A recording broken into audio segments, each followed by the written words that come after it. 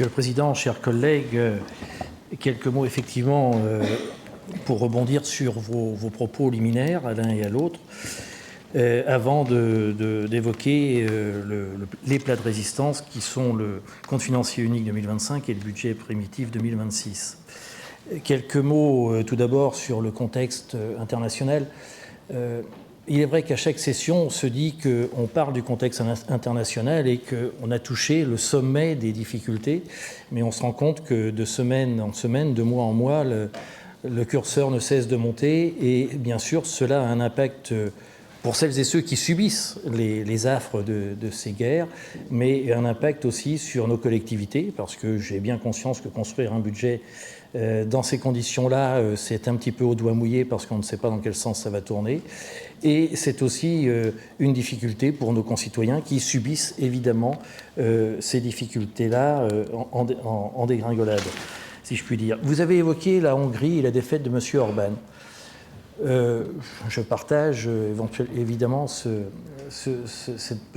prétendue bonne nouvelle. Mais tant que nous aurons une Commission européenne qui fonctionne comme elle fonctionne, avec une présidente qui fait fi de la volonté des peuples, il ne faudra pas s'étonner de voir surgir ici ou là des nationalistes qui ne penseront pas au collectif, mais qui penseront d'abord à préserver leurs intérêts. Et on n'en est pas loin, malheureusement, dans notre pays.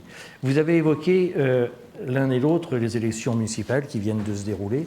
Donc évidemment, je profiterai de l'occasion pour charité bien ordonnée, commençant par soi-même, par féliciter mes collègues de la Nièvre Ensemble qui ont été élus ou réélus dans leur commune, ce qui montre ainsi qu'ils ont gagné la confiance de leurs administrés par le travail, par la présence sur le terrain.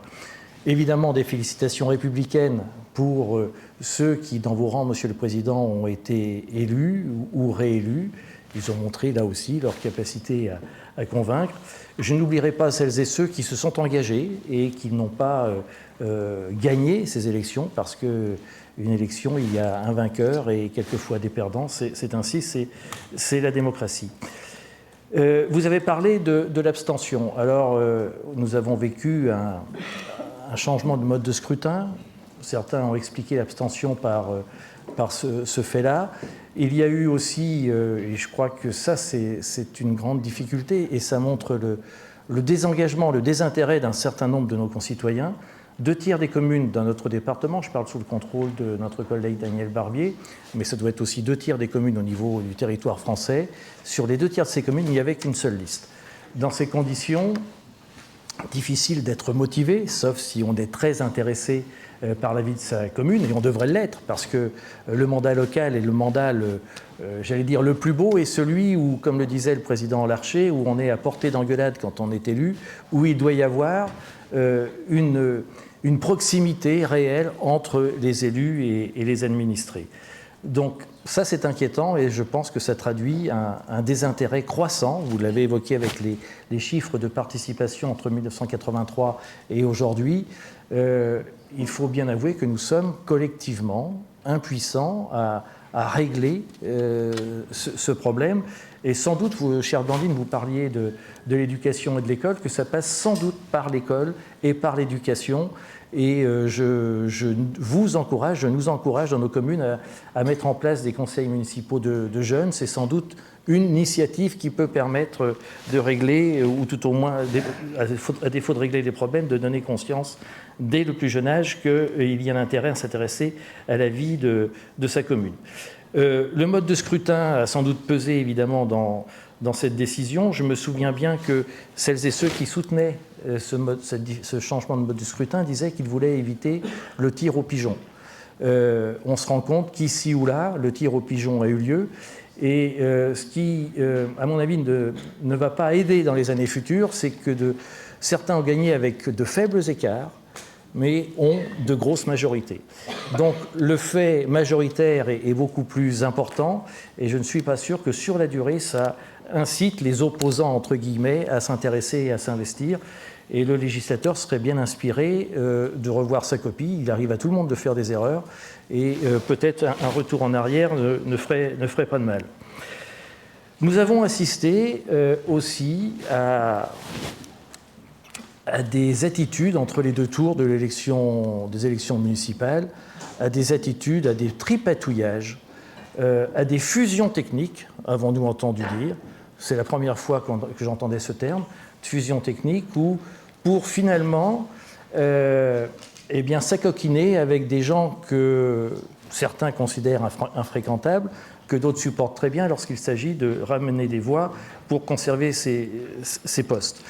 Et je suis surpris que vous n'ayez pas réagi à ces situations, ici ou là, Monsieur le Président, où on a vu la gauche se réunir, de la gauche modérée, la gauche raisonnable, jusqu'à la gauche radicale ou extrême, pour tenter de combattre le nazisme. C'est ce qu'on a entendu. Et le fait qui m'a le plus marqué, c'est quand même à Toulouse, où le maire sortant, M. Boudin, n'est quand même pas le premier des fascistes, mais il avait face à lui une cohorte de gens qui voulaient combattre le fascisme. Je suis surpris que vous n'ayez pas eu un mot sur ce sujet.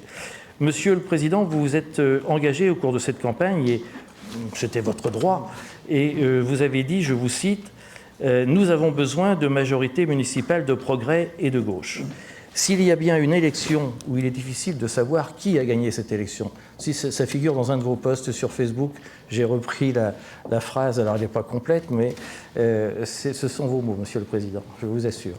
Je ne me permettrai pas de rapporter des choses qui seraient inexactes vous concernant.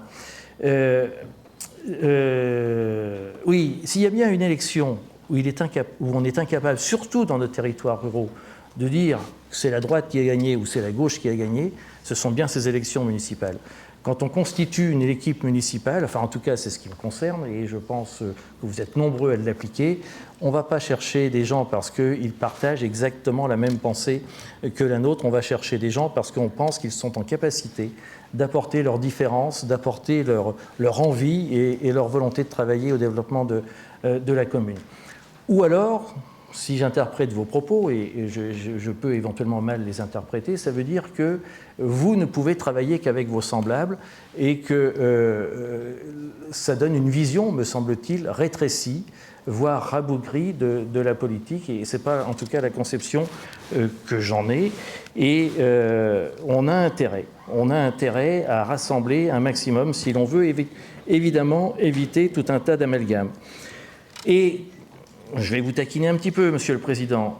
Quand vous dites on a besoin de majorité de progrès et de gauche, moi j'ai une question à vous poser, que vous pourrez peut-être me retourner s'agissant de la droite, mais je n'ai pas fait de déclaration dans ce sens-là. Quand on parle de la gauche, de quelle gauche s'agit-il ? Est-ce que c'est la gauche qui adoubait le pacte germano-soviétique dans les années 40 ? Est-ce que c'est encore la gauche qui, je vois le buste de M. Mitterrand qui collaborait et qui était décoré de la Francisque dans ces mêmes années? Est-ce que c'est la gauche qui dit que la police tue? J'aurais quand même besoin de précision. J'ose espérer que ce n'est pas ces gauches-là que vous essayez de promouvoir en tout cas. Un dernier mot sur ce sujet pour m'adresser à Wilfried Sejeau. Wilfried Sejeau, j'ai suivi de Saint-Benoît d'Azy la campagne que vous avez menée, et je trouve que vous avez été habile en faisant l'union très tôt, vous évitant ainsi d'être obligé de récupérer entre les deux tours des gens que vous auriez peut-être jugés peu fréquentables. Vous avez échoué à quelques centaines de voix, et c'est malheureusement le jeu de la démocratie. Vous vous êtes indigné de la place qui vous a été réservée dans la mise en place de l'équipe municipale neversoise, de la place qui a été réservée à vous et à vos équipes dans les différentes représentations.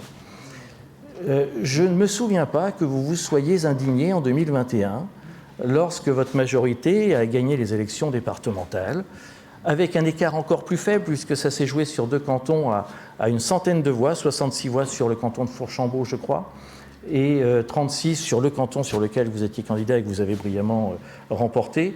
Donc je n'ai pas le souvenir que vous vous soyez indigné à ce moment-là de la place, de la portion congrue qui nous a été réservée à ce moment-là. C'est en quelque sorte l'arroseur arrosé, mais il en va ainsi de la vie politique.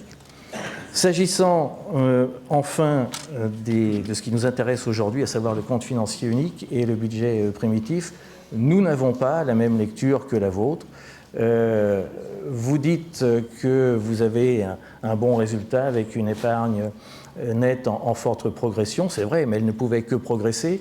Et les ajustements que vous avez mis en place, non pas volontairement, mais de façon contrainte, heureusement, ont produit quelques effets. Malgré tout, nous restons parmi les mauvais élèves des départements de France, et de tout cela, nous reparlerons tout à l'heure après la présentation faite par Daniel Barbier.